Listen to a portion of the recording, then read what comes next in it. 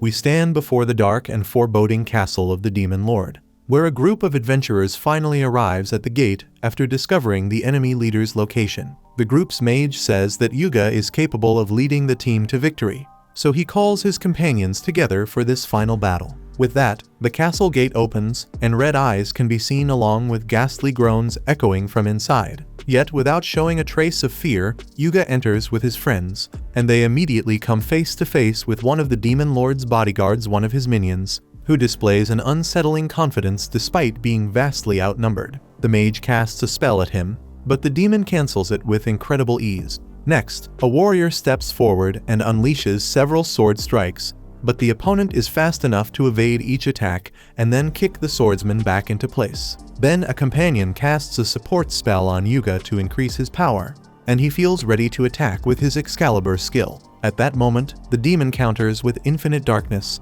a spell so strong it instantly devours Yuga's attack and explodes over the adventurers. After taking such overwhelming damage, Yuga wonders if this is the end as he slowly closes his eyes. Meanwhile, the demon approaches the group and is left speechless by the beauty of the priestess. At that moment, one of his subordinates asks their captain if they should finish off the enemies, and the superior jolts, remembering he had ordered the minions to stay hidden. The three underlings notice their leader staring strangely at the girl, but he insists he is only deciding what to do with the four adventurers. The minions assumed they would eliminate the humans, but the captain instead orders them to dump the enemies in a nearby village. And as the beautiful priestess is carried outside, the demon feels the sadness of parting with such a lovely woman. A month later, one of the Demon Lord's right-hand men asks Yoki how many times those unbearable heroes have tried to get past him, and the captain answers Lord Zackle that he has been challenged exactly 13 times. Zackle says those heroes are worthless if they keep losing to someone like Yoki, then bursts out laughing, triggering laughter from the other demons around him. The Demon Lord asks why Yoki hasn't killed the heroes, and he explains that useless people like them aren't worth the effort. If that's the case, the Lord says he'll let Yoki's subordinates handle it, but knowing they won't be able to defeat the heroes, and not wanting to kill that beautiful girl, Yoki promises he'll take care of it. Upon leaving the throne room, Yoki thinks to himself that the heroes' lives will be in danger if he spares them again. Ironically, Yoki is strong enough to hold off the entire quartet alone, but they certainly have enough power to defeat the Demon Lord. In any case, while he reflects on the situation, the entire world is being controlled by his master, and it's best to resolve this before those humans truly find themselves in hot water. The next day, Yuga and his companions return to challenge the Demon Lord's guardian again. Calling Raven to attack with him in a new strategy, the leader forms a duo to corner the opponent. But Yoki is too strong to restrain and ends up slamming both of them into the wall. Seeing that things look bad, the priestess runs to heal her allies and tells Makana to hold the enemy off as long as possible. To make sure the demon stays away, the sorceress fires her strongest spells at Yoki, but none of them work, giving the unwanted guests a small break. Yoki waits for the girl to heal her friends before delivering a threatening speech. Once back on his feet, Yuga asks Cecilia to buff him, and once she does, he uses Excalibur again, this time gathering a far greater amount of energy in hopes of finally defeating the enemy who has been the group's biggest obstacle. After Excalibur detonates on top of the demon, Yuga watches closely to see the result. But as the smoke clears, completely unharmed, Yoki asks when these humans will finally understand they cannot defeat him. Yuga replies that they must bring down the Demon Lord at any cost. In that case, Yoki demands they leave the priestess in the castle, and then he'll let the others pass. Naturally, Yuga refuses, but Makana tries to convince him otherwise. They have no chance against this man, and as difficult as it is, someone must choose between the life of one priestess and the life of the entire world. Hearing this, Yuga becomes anxious, trying to think of a solution.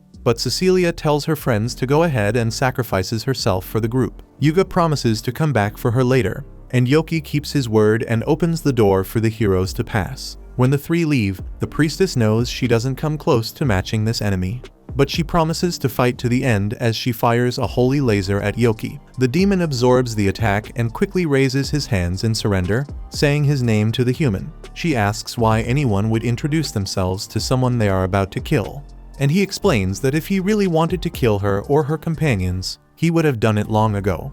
In truth, he gathers courage to confess that he fell in love with her from the first moment he saw her, and so he invites her on a date. Terrified by this bombshell, Cecilia screams and apologizes to the demon. Thinking that was a no, Yoki concludes he has no chance and starts planning his self-immolation for later. Meanwhile, assuming the demon is pretending to be nice so he can strike her from behind, the priestess tries to attack first as he turns around, but she gives up when she notices that he truly isn't trying to resist. She asks him why, and he says there's no reason left to live after being rejected by the one he loved. Besides, even if he stays alive, all he has to do in life is remain inside that room to protect the Lord. And he doesn't even have permission to go out and attack human villages. Still, truth be told, he doesn't even want to do that. Cecilia accuses the demon of lying, because all demons are cruel, including their leader, who wants to dominate and destroy humanity. Yoki explains that he may look like a demon, but he was actually reincarnated from another world and is human on the inside. Since that's the case, the girl asks why he serves the demon lord if he could defeat him with his vast power. Yoki explains that if he did that, he would be appointed as the next lord, something he doesn't want. Because of that, Yoki spends his life confined every day, with no chance to do anything. What he wanted was to put an end to his own pathetic life. But that changed when he met Cecilia, who gave him the feeling of what it truly means to be alive for the first time. However, now that he has been rejected, he has once again lost the desire to continue living. Even so, Cecilia says he shouldn't feel that way, since he has the power to turn this war around. And if he really has even a little humanity inside him, he should use that strength to change the course of the battle against the demons. With that, inviting him to fight by her side around the world, the priestess extends her hand and says there is still time. Sometime later, in the Kingdom of Clarity, the group of heroes sent to the Demon King's castle is decorated by the king for their incredible feat of defeating the enemy leader. For that reason, That's Orda Clarity, with his authority as the highest ruler of that kingdom, declares the beginning of a 3-day celebration to commemorate the victory. Meanwhile, watching the royal capital from afar, Yoki rips off his own horn, presenting themselves to the people after their act of bravery. The group of heroes parades through the crowd. Yuga says they wouldn't have won if not for Cecilia, and that makes Mirika jealous. Back to Yoki. After removing from his body anything that would imply he was a demon, the young man goes to the city's adventurers guild and asks to register at the counter. Out of patience and clearly not knowing exactly what he's doing, the attendant finds the form, and Yoki fills it out without delay, receiving the guild identity card that classifies him as an F-rank adventurer, still a long way from rank S, the highest rank that can be reached if a newcomer completes enough missions. The clerk also tells the kid not to lose that thing, especially over the next 3 days, because the rest of the staff was released for the festival and he'll have to deal with everything alone. Anyway, the man introduces himself as Clayman and wishes the rookie luck. Later, at an inn, Yoki throws a good amount of coins onto a table and, satisfied with the money he earned on his first day, believes he could live a stable life in the human world and, above all, confess to Cecilia again and get a chance to go on a date with her. Sometime later, upon entering the guild, Yoki hears 2 adventurers talking about a boy who is rising in rank extremely fast. That very boy walks up to Clayman with 5 different missions and says he came to collect all the rewards, while the clerk wants to know why this kid always insists on being served by him, even when there's a cute girl right next to him ready to help. Yoki explains that he got used to Clayman, and besides, he works fast. Putting that aside, Clayman asks who this boy really is, and he nervously replies that he's just an ordinary adventurer, not falling for that nonsense. Clayman doesn't believe someone who rose from rank F to D in just 1 week can be called ordinary. Still, since the boy hasn't done anything illegal, the attendant can't investigate him or anything like that, so he drops the matter. At that moment, disguised so she won't be recognized, Cecilia walks up to the counter and invites Yoki to her house to talk. Obviously, the supposed demon isn't going to let that chance slip away. So shortly afterward they arrive at the adventurer's mansion by carriage. One of the gate guards, as always, is eager for the beautiful Cecilia to return so he can admire her angelic face again, but when he sees a kid stepping out of her carriage,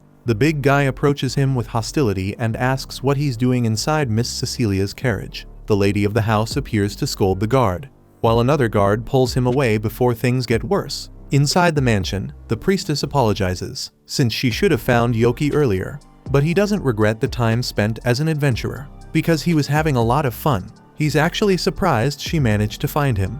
and she explains that Yoki has become the city's main topic in the last few days because he rose in rank in the blink of an eye. And speaking of that, Cecilia says that's exactly what she wanted to talk about.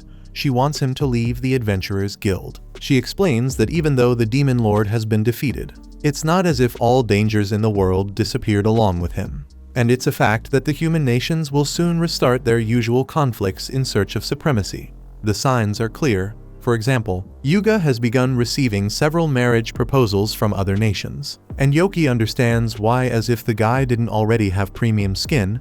Now he's the most popular man in the world at the moment. However, Cecilia explains that those proposals go far beyond that, since marriages with important figures are simply a way to gain more power and influence in the human world. And the kingdom that has the great hero by its side will have an ally capable of turning the tide of a war. Obviously, Yoki will become one of this kingdom's S-rank adventurers sooner or later. But the moment the boy reaches that rank, every eye will turn toward him, and if they find out he's a demon, they might try to use his power to conquer the world. For that reason, the priestess wishes Yoki wouldn't draw so much attention, and that he would at least advance more slowly within the guild. Since he shows no interest in leaving, she could simply hire him and pay him with the money she receives from her work.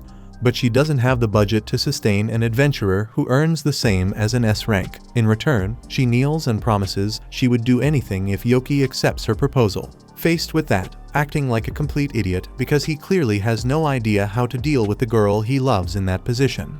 The boy makes it clear that it would be hilarious to imagine him falling for the sweet talk of any random little nation, because it's obvious crystal clear that he only has eyes for his beautiful and beloved Cecilia. After laughing at the boy's reaction, the girl is pleased with his answer, until someone knocks on the office door and walks in. It's Celia Aquarain, who introduces herself as Cecilia's mother. Yoki holds himself back so he doesn't embarrass himself in front of his future mother-in-law, while Celia explains that Sophia, one of her maids, will deal with the guard who disrespected Yoki at the gate. The kid imagines that a big guy like that won't learn any lesson coming from a defenseless little kitten like Sophia, while Celia is actually discussing with the maid how many of the guard's bones should remain intact. After settling the matter and dismissing the maid, Celia reveals that her daughter has received many marriage proposals, including one from the hero himself, Yuga, who apparently has a massive crush on the girl. Yoki goes crazy and swears he'll show everyone who the real monster is here,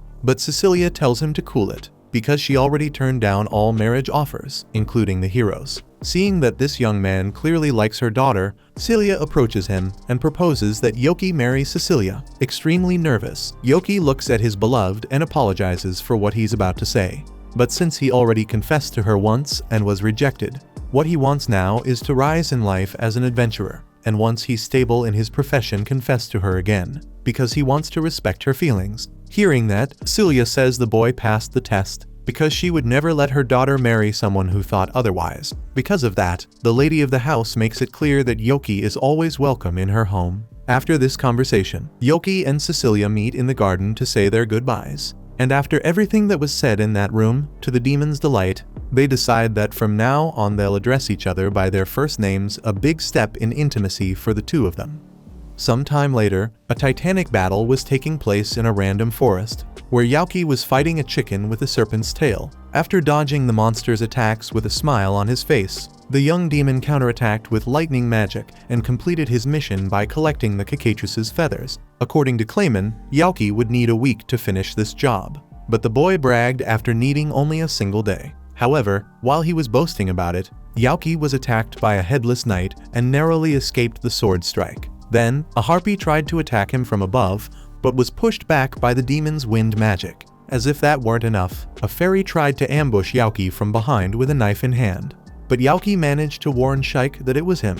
Recognizing the captain, Shaik scratched his head for having thought he was some adventurer hunting demons. Along with the fairy, Happiness the harpy and Duke the headless knight also recognized their boss. Duke grumbled that Yoki had disappeared out of nowhere after the demon lord was defeated and asked why he looked human, with the whole group demanding a good explanation. Yoki explained that he confessed his love to the priestess from the hero's party and was rejected, which messed with his head and made him decide to become Yoki, a human adventurer. Therefore, his subordinates were now free to take whatever form they wanted. Honestly, none of the three liked this idea, and Duke even wanted to meet the girl the captain was so in love with. On the other hand, Yaoki needed to hide who he really was and couldn't be walking around with a guy carrying his own head, a girl with pigeon wings instead of arms, and a kid with mosquito wings. Still, since the boss managed it, the three also thought they could.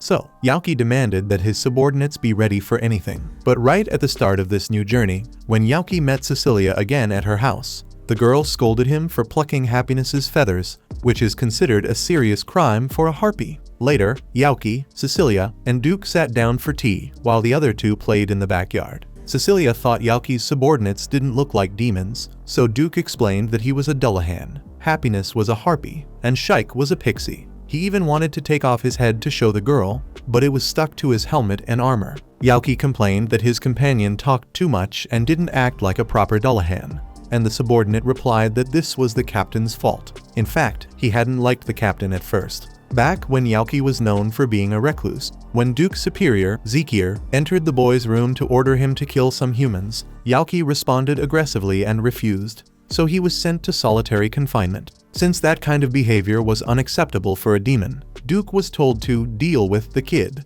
But besides losing the fight, he also lost the argument, because Yaoki filled his severed head with a bunch of ideas. In any case, Duke and the others had become very fond of their boss. Speaking of Shike and Happiness, the two had disappeared, and Yaoki feared they had entered the mansion, where their true identities could be discovered. Because of that, the trio went looking for them and found Shike on the lap of Celia Aquarain, Cecilia's mother. Yaoki asked if the boy had caused trouble, but the woman loved children and had simply kept him company while he ran around the garden, until he got tired and fell asleep. Cecilia then asked about the girl who had been with Shike, so Celia explained that Sophia had taken her away, leaving the trio worried. Meanwhile, after dressing the girl according to the job, Sophia was telling Happiness that she had talent for being a maid until Cecilia arrived with the others and said that the girl was a friend of Yaoki's. Sophia apologized, thinking Happiness was the new maid scheduled to come that day, so Yaoki asked the harpy to change out of the outfit. But she refused and confessed she had always wanted a job and ambitions in life. So she was delighted when Sophia promised to show her the servants' quarters in the mansion. Since Happiness had decided not to leave, the others headed out and said goodbye to the new maid of Cecilia's mansion. During the farewell, Celia whispered to Yaoki that her daughter, besides being the priestess of the hero's party, also had connections with important people. Since she hadn't been resting much lately, the mother would make Cecilia take a day off tomorrow, so it would be nice if Yaoki invited her out. The next morning, embarrassed, Yaoki waited for Cecilia to arrive for their outing, and when she showed up in a carriage, the boy couldn't help falling even more in love with her different look. He commented that the glasses suited her, and Cecilia explained they were part of her disguise, since it would be a problem if people found out she belonged to the hero's party. Yaoki knew she was a kind of celebrity for being part of that group, and although she apologized for involving him in it, he assured her he would do everything to make her day off wonderful. Soon after, as they walked through the city streets, Cecilia asked for a new cake at a cafe, and, after looking at the sweets inside, it would be a great idea to stop by later. Then, she was enchanted by some flowers at a flower shop, and Yaoki couldn't stop thinking that she was much more beautiful than them. And after that, when she found an animal on the street and petted it, she said the creature was adorable. But Yaoki held himself back from saying who he really thought was adorable in that moment. Next, the potential couple visited a clothing store so Cecilia could try on some outfits, which only increased the attraction Yaoki already felt for her. When they left the store, Cecilia confessed that the everyday life she was enjoying with him had achievement as if scored the. At that moment, they come across an accessory shop and decide to step inside. While they're looking around, a guy recognizes Cecilia and shouts her name. So a woman quickly covers his mouth and calls him every name she can think of. Cecilia turns toward the voice and realizes that the ones who called her are Yuuga and Mikana, her teammates. Yuuga walks over and says he's also taking a stroll while enjoying a rare day off after so long, and even throwing a bit of charm her way. He invites the priestess to join him, something that immediately makes Yaoki jealous. Cecilia says she's with a beta friend today, so Yuuga goes up to Yaoki, looks him over from head to toe, and asks if they haven't met before. Yaoki denies it, saying it was just his imagination, but Yuuga lets it go and invites him to join the outing anyway.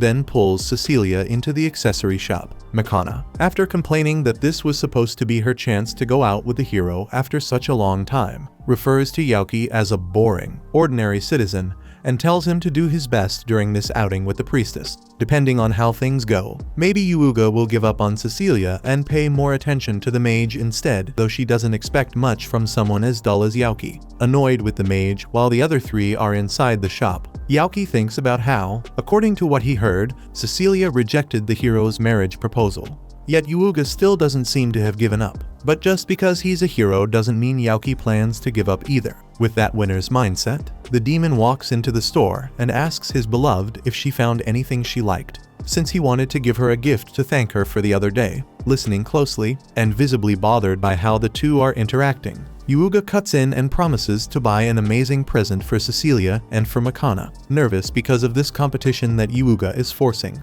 Yaoki notices an interesting necklace and shows it to Cecilia, who blushes because she really likes it. In turn, Yuuga shows her a hair ornament, the most expensive accessory in the shop. So big it practically looks like a shield. Anxious to put it on her right away, the hero pulls her hat off, accidentally knocking off her glasses as well. The disguise gone, the people in the shop immediately recognize her as a member of the hero's party. In no time, even people outside hear the shouting and rush in to get a piece of Yuuga and Mikana when they hear the two are inside that shop. The three of them run off to escape the crowd, while Yaoki is simply left behind in the middle of the confusion, abandoned and alone. Even so, he doesn't give up and goes after the woman he loves. But instead of finding her, he comes across someone else, someone who is also loved by many women. This is Raven, the fourth member of the hero's party, who makes women swoon wherever he goes, even though he himself doesn't seem comfortable with it. Yaoki doesn't really know who he is, so a man next to him explains that besides being part of the hero's team,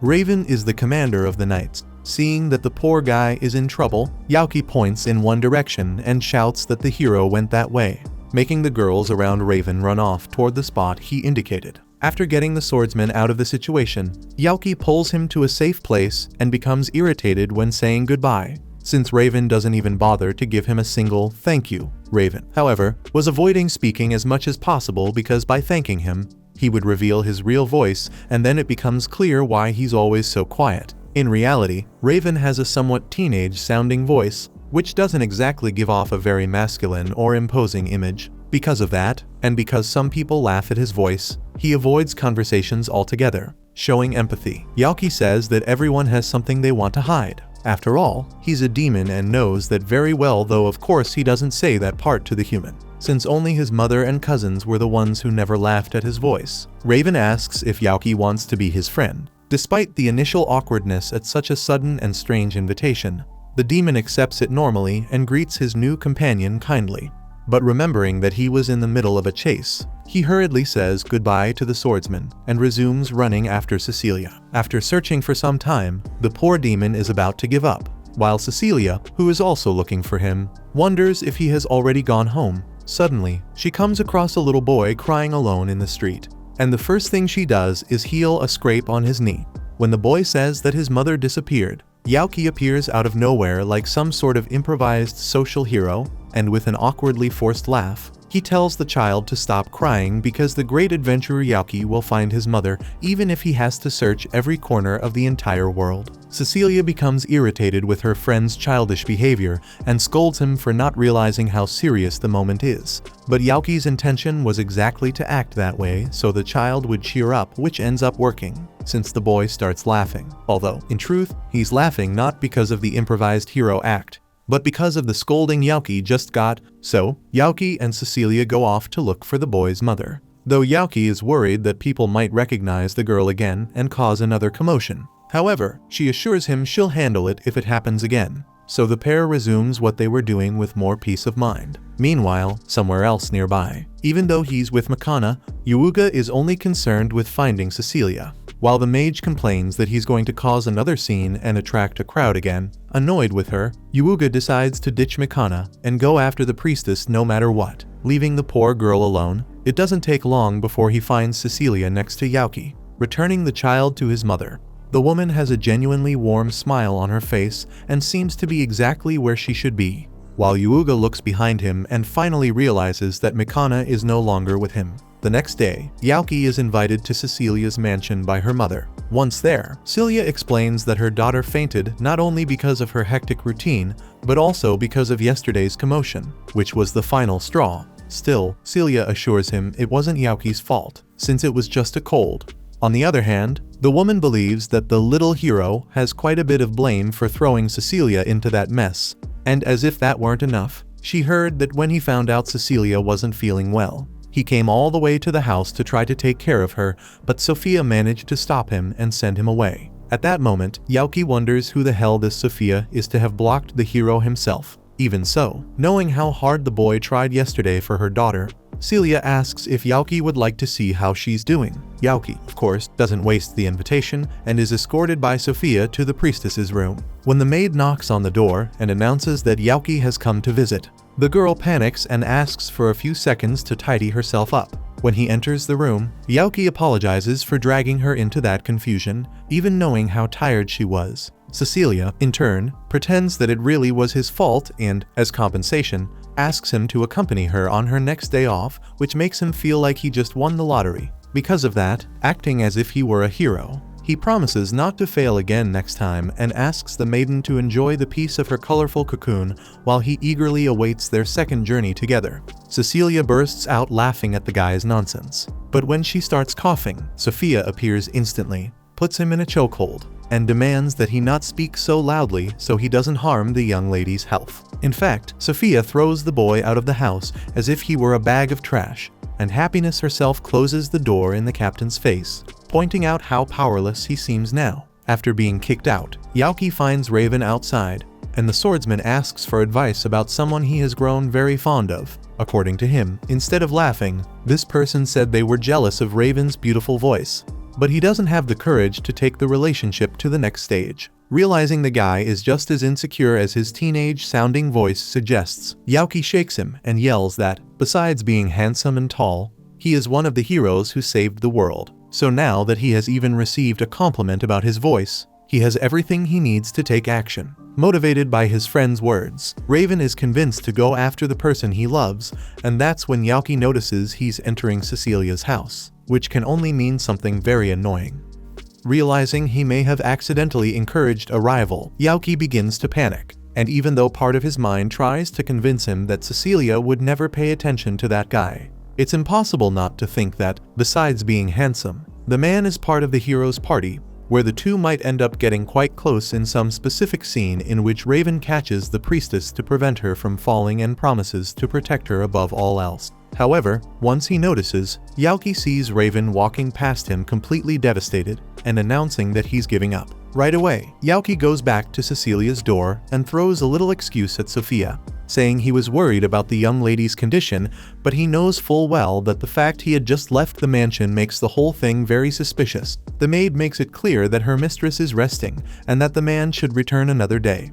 So Yaoki gathers the courage to ask whether Raven had been there. Sophia explains that the swordsman came and asked to call Happiness, which makes Yaoki realize it wasn't exactly what he had imagined. Even so, he needed confirmation. So he went to see his former subordinate to ask her directly whether the red-haired boy had confessed to the harpy. Happiness responds only with the word impossible, which makes everything a bit confusing. And no matter how much the demon tries to unravel the true meaning behind that, the girl not only repeats the same word, but also ends up running off for no reason at all. Still unhappy with those loose ends, Yaoki has the nerve to summon his teammates just so he can question them about the matter. After hearing more or less what happened, Shike remembers that Raven was the swordsman who kept getting beaten over and over by his captain. Duke explains that even if humans tell Happiness they like her, that shouldn't spark positive feelings, since harpies are often captured to be enslaved because of their beauty, or hunted so their feathers can be removed. Because of that, this race tends to be very careful with anyone who approaches them.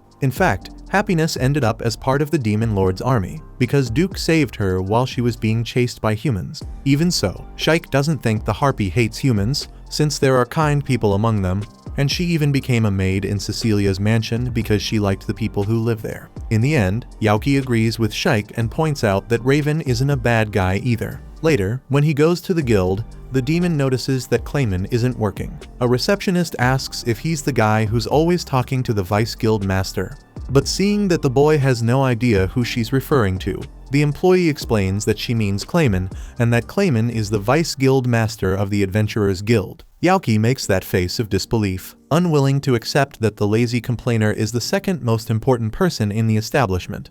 And the woman fully understands how he feels. The demon wants to know where Clayman is, and whispering because this is a matter concerning the guild's dignity, the woman says that the vice guild master has been hospitalized. Without delay, Yaoki goes to visit the man and greets him by already calling him vice master. When asked why he's all banged up, Clayman explains that he made his wife angry. Yaoki assumes it was the classic example of a toxic relationship in which the woman plays the role of aggressor, and Clayman explains that it was recently their wedding anniversary.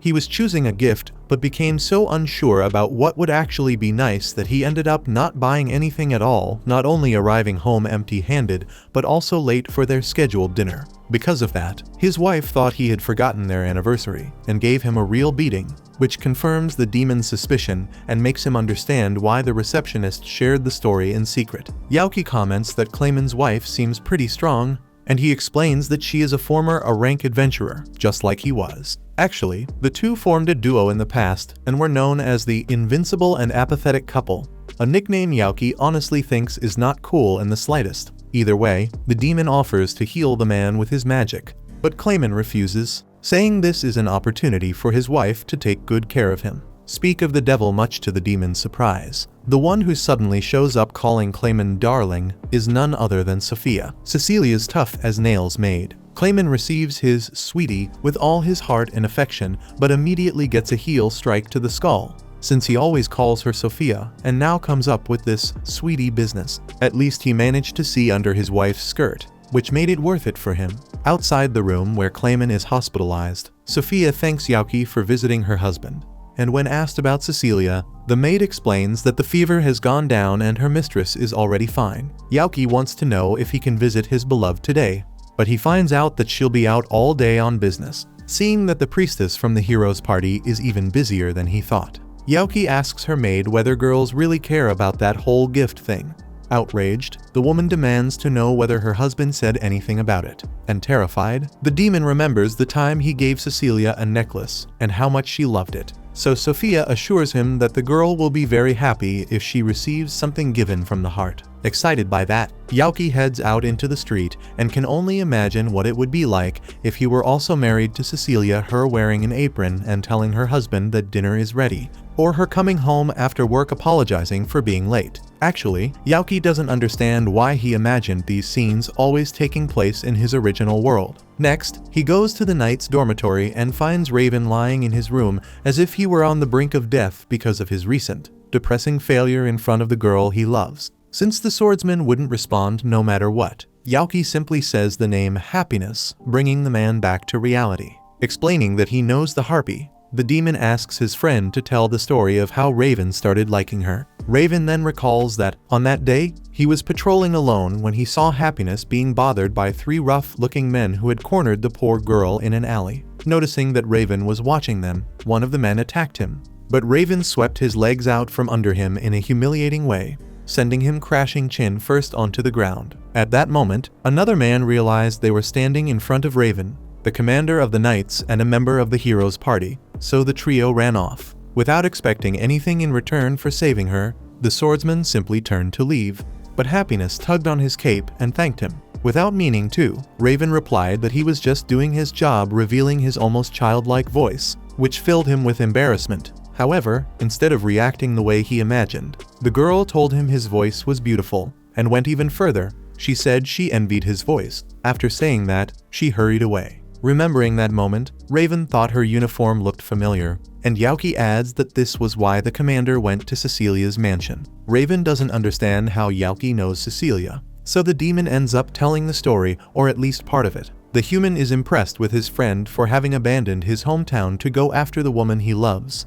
and for working hard as an adventurer to become someone worthy of her. By the way, the swordsman feels like a coward for not having done anything close to that, but his friend tells him not to feel down, especially because Happiness has a certain trauma involving humans, which makes dealing with her completely different. On that note, Raven believes his impulsive confession probably scared the girl a little, but Yaoki isn't so sure. He only knows his friend shouldn't give up on the one he loves. Wanting to cheer him up, He invites Raven to take a walk. Soon, the two arrive at a gift shop, where several couples are enjoying themselves as they pick out presents for each other. Raven wonders if the two of them don't look out of place, but Yaoki promises everything will be fine. He goes straight to the necklace he planned to give Cecilia and is happy to see it hasn't been sold yet. After securing the accessory, the demon notices his friend agonizing over choosing a worthy present for his beloved.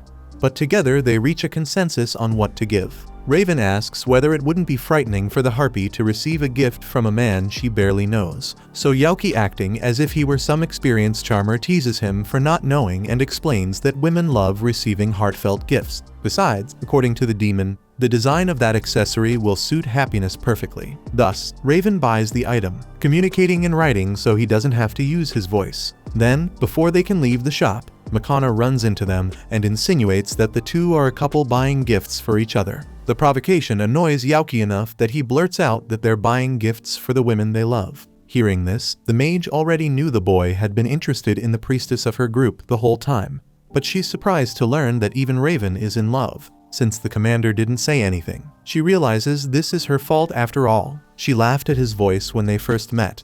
Yaoki is surprised that this unbearable girl actually seems genuinely sorry for what she did. Since the people in the shop are about to start bothering the members of the hero's party, Makana calls the two boys to another place so they can explain the story better. However, when they arrive at a restaurant, the men's plan is to order a pile of food so they can stay busy eating and avoid telling the girl anything. Putting her counter strategy into action, Makana hints that she knows plenty about Cecilia, so Yaoki gives in and turns his attention to the mage, who wants to know how far he has gotten with the priestess. Even reluctantly, he explains that it's not like they're dating after all. Proposals of marriage come to her from every direction. Makana remembers Yuuga's proposal and how he's always bothering that girl, entering the women's room on purpose while they're changing, or pretending he mixed up the bath schedule to try to catch Cecilia off guard. As if that weren't enough, Makana expresses how irritated she gets when, at the end of some missions, Yuuga decides to stay an extra day in whatever village they're in just to give more attention to the girls who worship him. She then wants to know more about Raven's crush,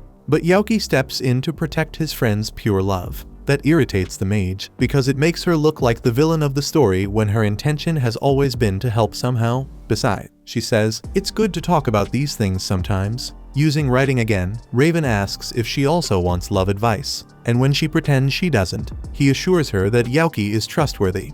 So Makana gives in and reveals that Yuuga hates her because of how many times they were thrown out of the Demon Lord's castle. Speaking of that, she explains that the real enemy wasn't even the Demon Lord, it was the demon guarding the center of the castle, so strong that defeating him seemed impossible. Every time the hero's party was humiliated, they were taken to the nearest village and, for some reason, the members' wounds were completely healed, which only added to the shame. On the other hand, Makana says their team lied about the defeats. Instead of telling the villagers the truth, they claimed they were retreating and would return to the castle later, both to protect the group's reputation as the people's greatest hope and to preserve Yuuga's honor as the great hero. The people of the village had always helped with provisions for the expeditions. But after a month of defeat after defeat, the village supplies were almost completely running out, and the villagers' patience was already reaching its limit, which began to raise suspicions. That's when, to the hero group's surprise, that demon suggested an unexpected exchange.